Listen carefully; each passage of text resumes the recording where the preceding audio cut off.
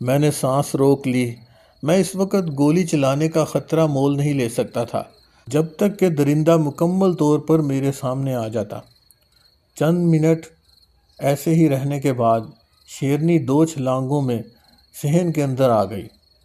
صحن کے اس حصے میں درختوں سے چھن کر آنے والی چاندنی نے سما کچھ روشن کر رکھا تھا۔ میں مدھم روشنی میں یہ دیکھ کر کانپ اٹھا کہ شیرنی نے ایک انسانی لاش اٹھا رکھی تھی۔ دیکھتے ہی دیکھتے درندے نے لاش زمین پر رکھی اور شڑپ شڑپ کی آواز کے ساتھ اس کا خون چاٹنے لگی۔ شیرنی شکار کو ہلاک کرنے کے بعد اس کا گوشت کھانے سے پہلے بھوک بڑھانے کی غرض سے خون چاٹتی ہے۔ اس وقت میری جو حالت تھی انہیں لفظوں میں بیان نہیں کر سکتا۔ لاش بھنبھوڑتے ہوئے آدم خور کا رخ دوسری جانب تھا۔ میں نے سانس روک کر اس کی گردن کا نشانہ لے لیا۔ بدقسمتی سے جب میں نے ایک دم فائر کیا تو میری انگلی پھسل گئی اور دونوں ٹریگر ایک ساتھ دب گئے۔ یوں دونوں نالیں ایک ساتھ فائر ہو گئیں۔ 450 ایکسپریس رائفل کے زبردست دھماکے سے وہی لوگ واقف ہیں جو بھاری رائفلیں استعمال کرتے رہے ہوں۔ دونوں کارتوس ایک ساتھ چلنے کی وجہ سے میرے شانے پر ایسی زبردست چوٹ لگی کہ رائفل میرے ہاتھ سے نکل گئی اور میں خود کو سنبھالنے کی ناکام کوشش کرتے ہوئے دھڑام سے چاروں شانے چت زمین پر جا گرا۔ دھماکے کی آواز کے ساتھ ہی شیرنی کے حلق سے ایسی زبردست دھاڑ نکلی کہ میرا دل لرز گیا۔ جب تھوڑی ہوش آئی تو سامنے نظر آنے والے منظر نے میرے جسم میں سنسنی دوڑا دی۔ رائفل میری پہنچ سے دور پڑی تھی اور میں 30 گز کے فاصلے پر کھڑی ہوئی شیرنی کو بے بسی اور خوف سے دیکھ رہا تھا۔ اندازہ کیجئے غیظ و غضب کی تصویر بنی آدم خور صرف 30 گز کے فاصلے پر تھی اور میں خالی ہاتھ زمین پر چت لیٹا ہوا تھا۔ مجھے یقین ہو گیا کہ میرا آخری وقت آ پہنچا، مگر خدا بھلا کرے راجو کا۔ اس نے سنگین صورتحال میں بھی ہوش قائم رکھے اور ایک کے بعد دوسری 2 فائر شیرنی کی جانب جھونک دیے۔ میرے فائر تو ضائع گئے ہی تھے، مگر راجو کی گولیاں بھی شیرنی کا کچھ بگاڑ نہ سکیں۔ اب تو مجھے موت کا پکا یقین ہو گیا۔ اس دوران شیرنی چوکنے انداز میں میری جانب بڑھنے لگی۔ ادھر راجو بھی اپنی رائفل دوبارہ بھر چکا تھا۔ اس نے فائر کیا تو اچانک درخت کے پیچھے سے نکل کر ایک سیاہ جسم اس کے اور شیرنی کے درمیان آ گیا۔ راجو کی چلائی ہوئی دونوں گولیاں شیرنی کو لگنے کے بجائے اس سیاہ جسم کے آر پار ہو گئیں۔ اسی لمحے شیرنی نے ایک چھلانگ لگائی، صحن کی دیوار پار کر کے گھنے جنگل میں غائب ہو گئی۔ میں نے شیرنی کو جاتے ہوئے دیکھا اور پھر آہستہ آہستہ میری آنکھیں بند ہوتی چلی گئیں۔ اس کے بعد کیا ہوا مجھے کچھ یاد نہیں، بس یہ احساس رہا کہ میرا ذہن اتھاہ گہرائیوں میں ڈوبتا جا رہا تھا۔ منہ پر ٹھنڈے پانی کے چھینٹے پڑتے ہی میں ہوش و حواس کی دنیا میں واپس لوٹ آیا۔ راجو نے میرا سر اپنی گود میں رکھا ہوا تھا اور وہی میرے چہرے پر پانی کے چھینٹے مار رہا تھا۔ کچھ فاصلے پر میلے کچیلے کپڑوں میں ایک انسان کی لاش پڑی تھی۔ اس سے اتنی شدید بدبو اٹھ رہی تھی کہ مجھے الٹی آتی ہوئی محسوس ہوئی۔ چند گھونٹ پانی پینے کے بعد ذرا مجھے ہوش آئی۔ میں نے راجو کے ساتھ اس لاش کا جائزہ لیا۔ وہ ایک کوڑی کی لاش تھی۔ وہ بد نصیب شخص کوڑ جیسی بیماری میں مبتلا تھا اور آخری منزلیں طے کر رہا تھا۔ راجو کی چلائی ہوئی دونوں گولیوں کا نشانہ بن گیا۔ شاید وہ یہ سمجھا کہ راجو اسے گولی مار رہا ہے۔ اس زمانے میں الموڑا، کماؤں اور دوسرے علاقوں میں کوڑ بہت بیماری پھیلی ہوئی تھی۔ میڈیکل سہولیات نہ ہونے کی وجہ سے اور جہالت کی وجہ سے لوگ مریض کا علاج نہیں کرواتے تھے اور اسے چھوڑ دیا جاتا تھا ایسے ہی جنگلوں میں بھٹکنے کے لیے۔ کوڑی کو عام طور پر اس کے رشتہ دار بھی قبول نہ کرتے۔ اس وقت ہمارے سامنے ایک ایسے ہی کوڑی کی لاش پڑی تھی۔ عجیب بات یہ تھی کہ پولیو کے باعث اس کا داہنا پاؤں غیر فطری طور پر مڑا ہوا تھا۔ مجھے یقین ہو گیا کہ یہ الٹے قدموں کے وہ نشان اسی بد نصیب شخص کے تھے اور وہی راتوں کو تکلیف کے باعث جنگل میں چیختا پھرتا رہتا تھا اور سادہ لوح انسان اسے پچھل پیری سمجھ کر ڈرتے رہے۔ نہایت بدبودار گوشت کی وجہ سے اس چلتی پھرتی لاش سے دوسرے جانور تو کیا، شیر بھی قریب نہیں آتا تھا۔ میرے ہاتھ سے ظلم ہو گیا صاحب، راجو نے درد میں ڈوبی ہوئی آواز میں کہا۔ میں نے اس کی طرف دیکھا تو راجو کی آنکھوں سے آنسوؤں کی لڑیاں بہتی دکھائی دیں۔ ارے بے وقوف، تو نے تو اس مصیبت کے مارے پر احسان کیا ہے، اس کو مکتی دلائی ہے، میں نے اس کا کندھا جھنجھوڑتے ہوئے کہا۔ سسک سسک کر جینے سے یہ اندھی موت 1000 درجے بہتر ہے۔ ہو سکتا ہے وہ بھی مرنا ہی چاہتا ہو، ورنہ ایسے موقع پر یہاں کیوں آتا؟ دن کے اجالے میں صحن کا معائنہ کرنے پر پتہ چلا کہ ہماری چلائی ہوئی گولیوں میں سے کوئی ایک شیرنی کو زخمی کر گئی تھی، کیونکہ خون کے نشان جنگل میں دور تک چلے گئے تھے۔ شیر کے شکار کا سب سے خطرناک مرحلہ اس کا پیچھا کرنا ہوتا ہے۔ مچان پر سے تو کوئی بھی درندہ بآسانی سے شیر کو شکار کر لیتا ہے، مگر ایک زخمی شیر کے پیچھے جانا بہت مشکل کام ہوتا ہے۔ ہم نے فوراً شیرنی کا پیچھا کرنا مناسب نہیں سمجھا اور گاؤں واپس آ گئے۔ نمبردار ہماری کہانی سن کر حیران و پریشان ہو گیا۔ ہمارے یقین دلانے کے باوجود وہ یہی سمجھتا رہا کہ جنگل میں اب بھی پچھل پیری موجود ہے۔ تاہم جب اس نے دوسرے لوگوں کو ساتھ جا کر کوڑی کی لاش خود دیکھی تو ان سب کا خوف دور ہوا اور انہیں یقین ہو گیا کہ گاؤں کے لوگ ایک آدم خور شیرنی کے ہاتھوں ہلاک ہو رہے ہیں۔ ہمارے پوچھنے پر اس نے بتایا کہ گھوڑے کے مالک کا اب تک کوئی پتہ نہیں چل سکا۔ 2 گھنٹے آرام کرنے کے بعد ہم تھانے سے شیر کے شکار میں استعمال ہونے والے سدھائے ہوئے گھوڑے لے کر آئے اور آدم خور کے پیچھے نکل گئے۔ یاد رہے، جوں جوں آدم خور کا تجربہ بڑھے، اس کی مکاری، چالاکی اور سفاکی بڑھتی جاتی ہے۔ اس کی سونگھنے کی حس بھی زیادہ ہو جاتی ہے اور وہ دور سے ہی شکاری کی بو پا لیتا ہے اور پھر اس طرف نہیں آتا۔ ایسے میں اگر وہ شکاری کے ہاتھوں زخمی بھی ہو جائے تو معاملہ زیادہ گھمبیر ہو جاتا ہے۔ دوسری طرف زخمی آدم خور کی تلاش کر کے ہلاک کرنا بڑے دل گردے کا کام ہے۔ عام طور پر شکاری شیر تلاش کرنے کے لیے ہانکا کراتے ہیں۔ اب یہاں پہلے بھی 2 مرتبہ ہانکا کرایا جا چکا تھا، لیکن اس کا رزلٹ کوئی اچھا نہیں تھا۔ اس لیے میں نے فیصلہ کیا کہ آئندہ کبھی ہانکے کا سہارا نہیں لوں گا، خود ہی جانے کا پروگرام بنایا۔ خاصی دور تک زخمی درندے کے خون کے نشان ہماری رہنمائی کرتے رہے۔ پھلدار کا وہ علاقہ خاصا زرخیز اور شاداب تھا۔ چھوٹے چھوٹے پہاڑ گھنے جنگلوں سے ڈھکے ہوئے تھے۔ جہاں جنگل ذرا چھدرا ہوتا، وہاں دل فریب مرغزار میلوں تک پھیلے ہوئے تھے۔ ان میں ہرن، چیتل، سانبھر بکثرت گھوم رہے تھے۔ کہیں کہیں شیر اور چیتے بھی دیکھنے کو ملتے، لیکن فی الحال ہمیں ان سے کوئی واسطہ نہیں تھا، اس لیے کنی کترا کر آگے بڑھتے رہے۔ جنگل سے نکل کر ہم ایک اونچے نیچے علاقے میں پہنچ گئے۔ وہاں اونچے نیچے ٹیلے بہت زیادہ تھے۔ وہیں ایک جگہ کچی زمین پر آدم خور کے پاؤں کے نشان نظر آئے۔ پچھلی رات شیرنی نے 10 میل کا فاصلہ طے کیا تھا۔ اس کا مطلب تھا کہ وہ زیادہ زخمی نہیں ہوئی، ورنہ اتنی دور تک کیسے آ پاتی۔ ایک ٹیلے کی بلندی پر پہنچ کر ہم نے گھوڑے روک لیے۔ دوپہر کی چمکتی دھوپ میں ہمارے سامنے 10-15 کچے مکانات پر مشتمل ایک بستی آ گئی۔ شیر کے پاؤں کے نشان اسی بستی کی طرف جا رہے تھے۔ اس کے پار سبزے سے ڈھکی ہوئی اونچی نیچی پہاڑیاں تھیں، جن کے پیچھے پھر گھنے جنگل کا سلسلہ شروع ہو جاتا تھا۔ بستی پر چھایا تھا موت کا سا سناٹا۔ ہم گھوڑوں کو دل کی چال چلاتے بستی میں لے گئے۔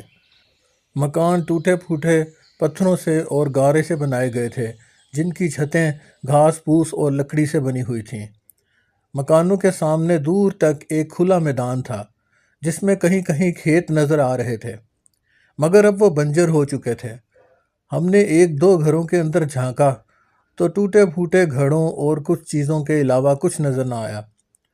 یوں لگتا تھا جیسے وہاں کے رہنے والے شدید حالات سے دوچار ہونے کے بعد خوف و ہراس کی حالت میں بستی خالی کر گئے تھے۔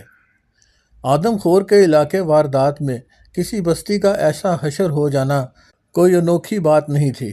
ہم اس سے پہلے بھی اس قسم کی بستیاں دیکھ چکے تھے۔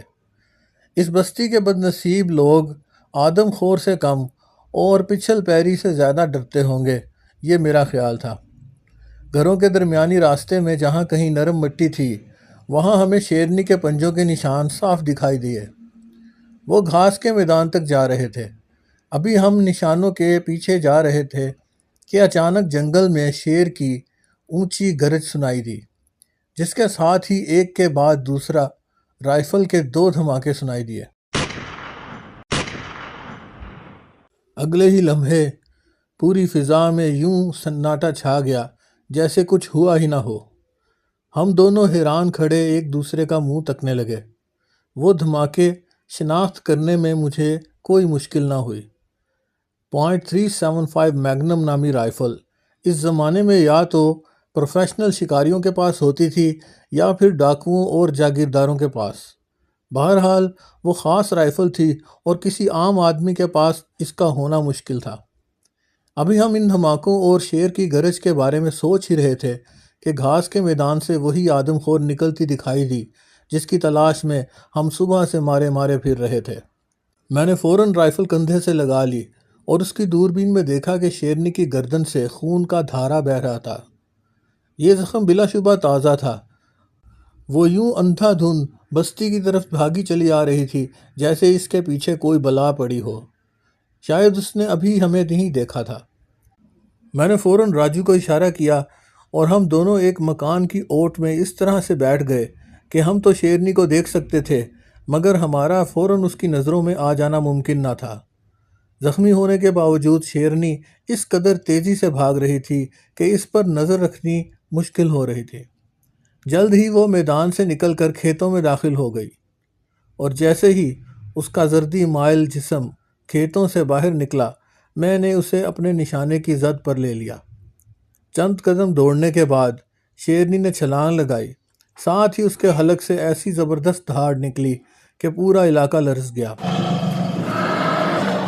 اب اس قسم کی دھاڑ سننے کے بعد جو دماغ پر اثر ہوتا ہے وہ اثر ختم ہوتے ہی میں نے رائفل پر گرفت مضبوط کی اور شیرنی کے سر سے چند انچ آگے نشانہ لے کر لبلبی دبا دی۔ 450 ایکسپریس کے دھماکے سے ماحول گونج اٹھا اور ساتھ ہی ہمیں شیرنی کا رخ بدلتا نظر آیا۔ دوسرے ہی لمحے وہ زمین پر گر کر لوٹنے لگی۔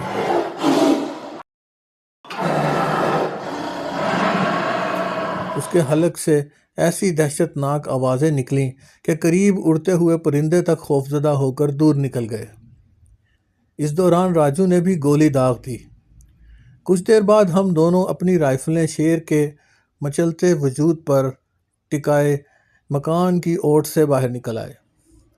ایک گولی شیرنی کے شانے کو چکنا چور کر گئی تھی جبکہ دوسری نے ریڑھ کی ہڈی کو شدید نقصان پہنچایا تھا۔ یہ دونوں زخم اس قدر کاری تھے کہ شیرنی کا دوبارہ کھڑا ہونا ممکن نہیں تھا۔ وہ مٹی کے اندر لوٹ پوٹ ہو رہی تھی۔ میں نے رائفل لوڈ کی اور اس کے قریب جا کر پوری خالی کر دی۔ چند منٹ بعد وہ ٹھنڈی ہو گئی۔ آدم خور بالآخر مر چکی تھی مگر ہمیں یقین نہ آیا، اس لیے دیر تک اس کے قریب جانے کی ہمت نہ کر سکے۔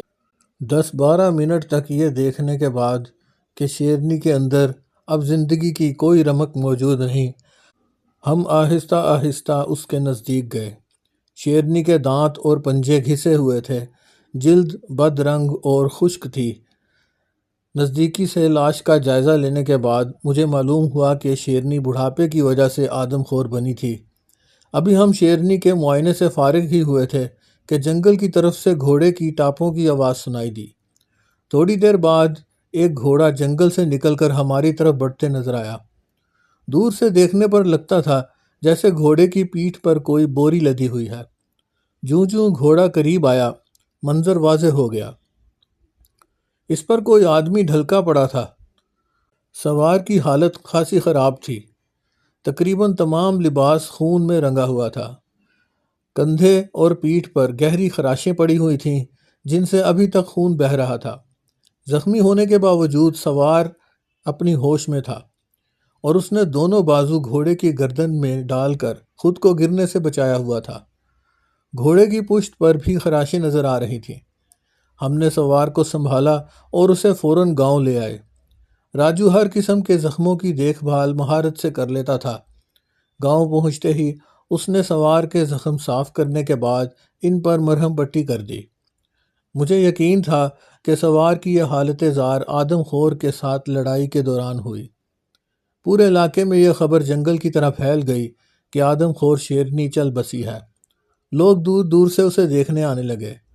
پھلدار کے باسی تو اس قدر خوش تھے کہ انہوں نے ہماری شان میں باقاعدہ جشن کا انتظام کیا۔ کچھ دن بعد زخمی سوار کے زخم بھرنے لگے اور وہ بول چال کے قابل ہو گیا۔ ایک شام راجو کے ساتھ جا کر میں نے اس کی خیریت معلوم کی۔ ساتھ ہی میں یہ بھی جاننا چاہتا تھا کہ وہ کون ہے اور کہاں جا رہا تھا۔ ہمیں جنگل سے اس کی 574 میگنم رائفل مل گئی تھی، جو غالباً تب اس کے ہاتھوں سے چھوٹ کر گر پڑی تھی جب شیرنی نے اس پر حملہ کیا۔ میں پہلے ہی بتا چکا ہوں کہ وہ رائفل جاگیرداروں، ڈاکوؤں یا پھر شکاریوں کے پاس ہوا کرتی تھی، لہٰذا میں اس شخص کی حقیقت جاننے کے لیے بے تاب تھا۔ بڑے اصرار کے بعد وہ ہمیں اپنی آپ بیتی سنانے پر رضامند ہو گیا، مگر اس نے میری حقیقت جاننے کے بعد مجھ سے وعدہ لیا کہ کہیں میں اس کی بات کسی اور کے آگے نہ کروں۔ اس کی کہانی خاصی بے ربط تھی، جسے سناتے سناتے وہ اکثر کھو جاتا۔ میں اپنے الفاظ میں اسے بیان کرتا ہوں۔ وہ پھلدار سے 20 میل دور واقع جاگیر ڈھلوانا کے جاگیردار کا اکلوتا بیٹا نرمل پانڈے تھا۔ خاصی بڑی جاگیر کا اکیلا وارث ہونے کے ناطے اس کو بڑے لاٹ سے پالا گیا تھا۔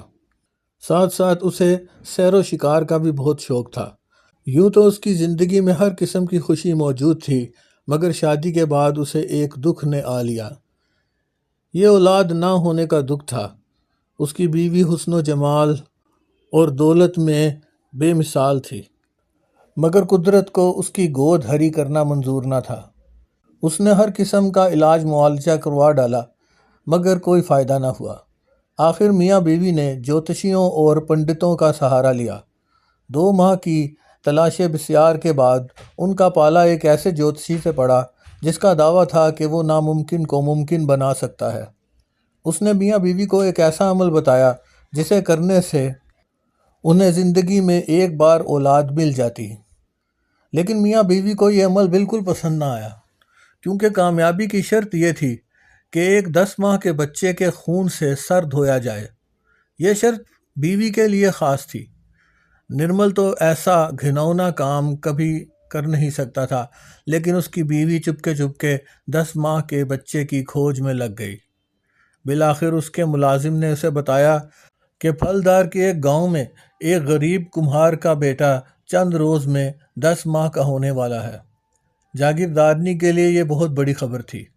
اپنی گود بھرنے کے لیے وہ کسی کی گود اجاڑنے سے بھی نہ چونکی اور غریب کمہار کا بچہ اٹھوا لیا۔